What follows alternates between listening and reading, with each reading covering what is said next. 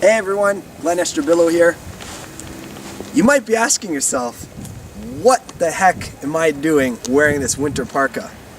When only hours before, I was at my beachfront villa enjoying plus 30 degree weather. Here I am now in Michigan, where it's minus 30 degrees with the wind chill. Well, the answer to the question, what the heck I'm doing here, is this. I'm going to show you in the next several minutes one of the key axioms that have enabled me to not just retire once in my lifetime, but twice. So, what I do is sometimes I leave my beachfronts because I come to walk the neighborhoods and the streets of potential places where I may look to invest. So, why I come to minus 30 degree weather is to walk this neighborhood. And when I walk this neighborhood, it's a very key step in my repeatable process of investing. There's 36 indicators that I look at before determining a specific geographic region where I'm going to invest. I'm going to share one of those with you right now. And it's perhaps one of the most important things. It's what I call a gut check. So when I go and visit the different streets, neighborhoods, or jurisdictions that I may want to invest in, I always come and I walk on the sidewalks, I look at the neighborhood, I get a real feel for my surroundings. And what I do is what I call a gut check. What that means is I check in with my gut and I ask myself, will I be successful investing in this area? And I wait for the answer to come from myself, from within myself.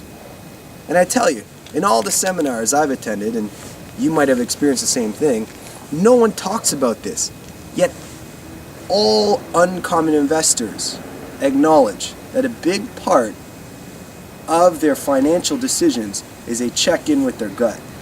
So what I do is I walk the streets and neighborhoods and I check my gut. I ask myself, will I be successful investing in this area? If yes, then I move forward onto the next step of my repeatable process, which is the analysis. But before I move on to analysis, I just want to share with you some of the things I take a look at when I'm walking the streets.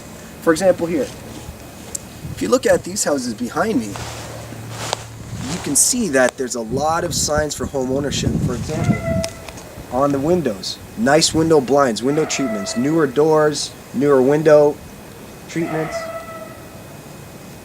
On the house over here to the right, you can see, they've got a nice lights, Christmas lights, and on the front door there's a nice sign. All that tells me is that's a homeowner. This is a homeowner. People like to take care of their homes if they own it, more than if they're just a tenant. So when I invest, I like to see of the other houses a lot of home ownership, a lot of home care. What I also look at when I walk the streets are the cars. Now, I'm not looking for Porsches and Lamborghinis. I'm looking for, are the cars newer? For example, here, these cars here are nice US American built cars. They're newer.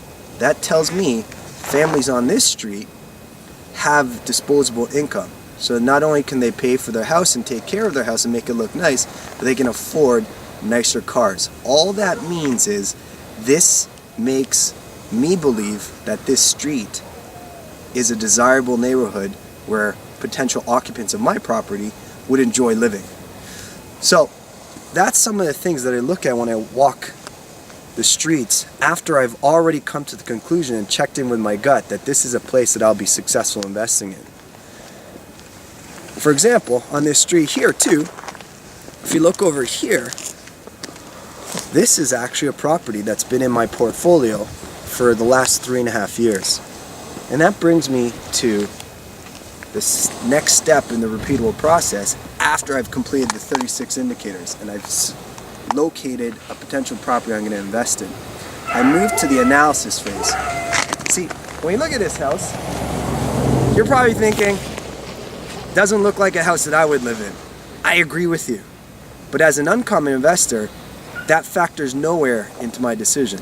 In fact, at the analysis step of my repeatable process, all we ever look at is what are the numbers associated with this property once it starts cash flowing.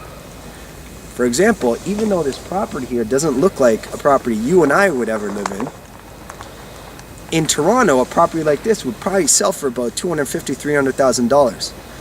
I purchased and acquired this property almost 3.5 years ago for under $50,000. And that's not just a down payment. We're talking all cash, under $50,000, including renovations, to acquire that property. And over the last 3.5 years, just on the cash flow alone, the cash flow I've received from this property has paid myself back for the initial principal and working capital that I put in to acquiring it and repairing it. So if you do the math, just considering cash flow alone, that's about a 24-25% return on money, adjusting for taxation and adjusting for other parameters as well. But that doesn't even include the internal rate of return. What that means is, if I were to sell this property right now, I'd make almost double, again, the invested capital that I used to acquire it and repair it in the first place. So when you factor that into the equation, that now shoots up my total return on investment. If I were to liquidate this property today, I could realize a total return of over 50%. Now most people, most common investors don't actually come across returns on their investment of greater than 50%. In fact, common investors, when they do come across that, they think it's unreal, they think it's a scam, they think it's a scheme. That's because common investors, when they don't understand something, the only place they can put these opportunities is in a labeled compartment called scam or scheme. But as uncommon investors, we do the work to actually understand the financial analysis behind why an asset like this is an excellent purchase.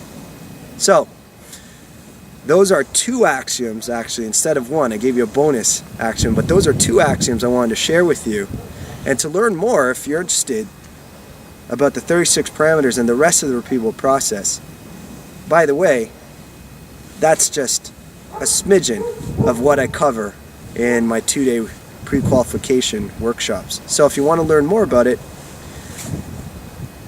peruse the website, find out the information, and see when the next time I'm speaking in your area.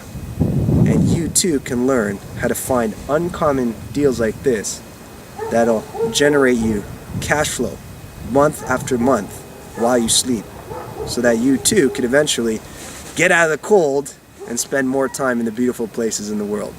And eventually I'll see you there.